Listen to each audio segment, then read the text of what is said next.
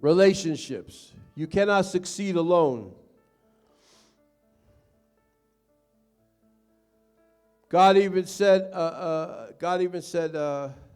it's not good for man to be alone. Why? He said, I have a helpmeet for him. That's in Genesis 2:18, when God took Eve, the woman, out of the man and made her for him as a helpmate. Yes. But in life, you also have other relationships that you need people to help you and be a blessing to you. Lift your hand and say, Lord, I receive them right now. This is a prophetic message. Because everything you want is locked up in somebody else. Everything you want in life is already right here in the city you're in.